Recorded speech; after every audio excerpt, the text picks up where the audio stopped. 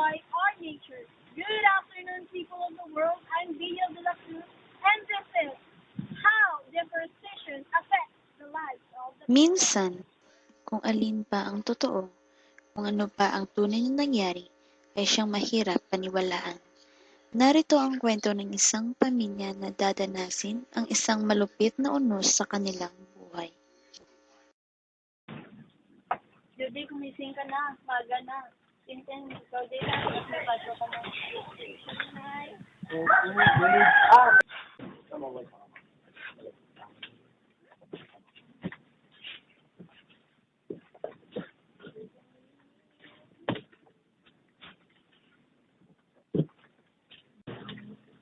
anak, alis na ko. Sabihin mo lang na mo magtrabaho mo. Teka tayo, ano ba yung trabaho mo?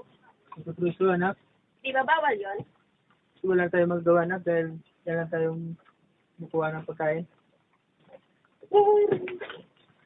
Now where is the diversity of the kingdom? The science of ecology attempts to explain why animals and plants live where they do, and why their populations are the sizes they are.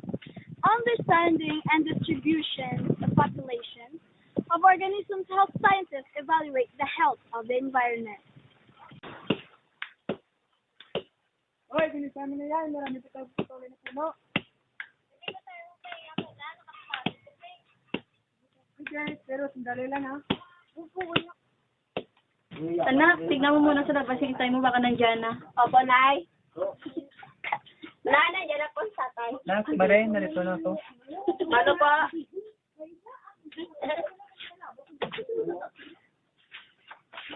Kasama ng trabaho mo.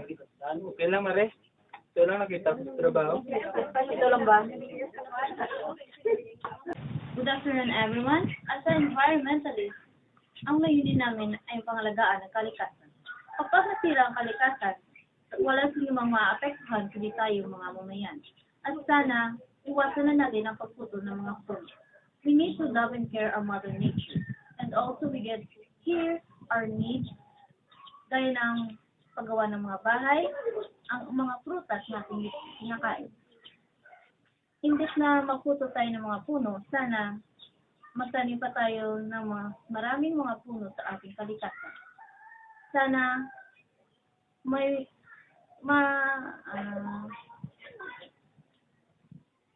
sana maging ehemplo tayo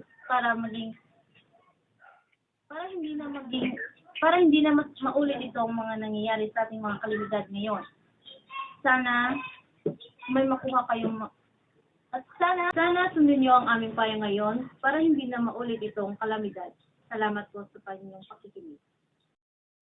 Plants and animal species are dying out at unpredicted rate. Estimates range that from 4,000 as many as 50,000 species per year become extinct. The leading cause of extinction is habitat destruction, particularly of the world's richest ecosystem, tropical rainforests and coral reefs. If the world's rainforests continue to be cut down at the current rate, they may completely disappear by the year 2030.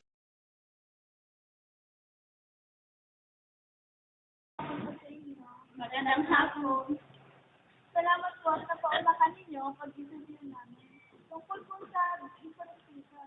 Meron na po ako tatlong katanungan at sana po masagutin niyo ito.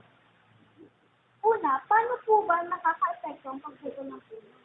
Unang-una, nakaka-epekto ito sa mga tao. Gaya ng pagbaha, landslide, at lalong-lalo na sa mga hayop dito sa kagubatan. At baka may posibilidad na mapabilang sila sa mga endangered species dito sa mundo. Pangalawa, ano po ba ang posibleng mangyari kung patuloy na sinisira ang ating kalikasan? May posibilidad na kapag tinutusan nila ang mga puno sa kagubatan, wala nang mga ibon ang maninirahan doon. Ganun pala yun? At ayun po, ano po ba ang maipapayo ninyo sa mga taong patuloy na sinisira ang ating kagubatan? Ang sayo environmentalist na ipapayo ko na sa ating mga illegal loggers na wag na nilang sisirin ang puno. Hindi, magtanim sila. Sige po, salamat po sa inyo. Bye!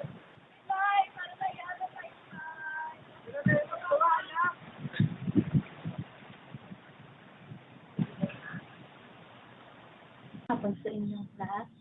Pag-usapan natin tungkol sa mga nangyayari sa ating bansa, tulad sa mga kalamidad na nangyayari sa ating bansa.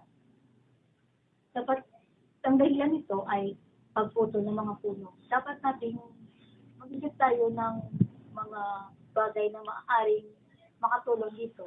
As a government official, we need to protect our environment. Based on Article 12, Section 4, National Economy and Patrimony. The Congress shall have as soon as possible determine by law specific limits of the forest lands and national parks, marking clearly their boundaries on the ground. Thereafter, such as the forest lands and national parks shall be considered and is not free or diminished except by law. The Congress shall provide for such a period as it may determine measures prohibit logging in the endangered forest and the waters areas. So kami ang gumagawa ng paraan para malupasan itong problema sa ating bansa. Dapat kayo rin, dapat tulong-tulong tayo upang masolusyonan natin ang mga problema nito. The role of the Salamat po. forest provide habitat for a wide variety of plants and animals, and perform many other important functions that affects the human. In the process of foliage give off pure oxygen for breathing. Because all of this stored moisture, forests help to maintain an even flow of water in rivers and streams in times of flood or drought. And I hope it will serve a lesson for all of us on how to protect our environment. Songbooks on fire.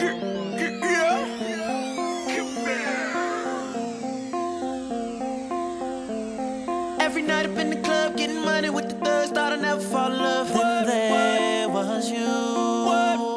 And I don't wanna be a player no more. Every night up in the club, tricking with a different girl, thought I'd never fall in love. When I met you, girl, you changed my mind. One look and just one touch, and I knew she was the girl for me, like no other I had seen. They say that I'm tripping, but I know what I want. This girl here is different, she got something that they don't. Yeah, she might be my lover. She makes me want no other. She don't care if I go to the strip club, she wanna go to. And I never met a girl like you that makes me wanna settle down. There's a lot of girls up in this club. Baby, I'm taking it. Going that good old groupie love. And it's hard as a man, but I know I can. Baby, I'm taking it. She the apple of my eye, keep that body on time. I know I'm a player, but she might be Mrs. Right. Plus, that girl told me if I ever do wrong, I can have all the money, all the keys from that day on.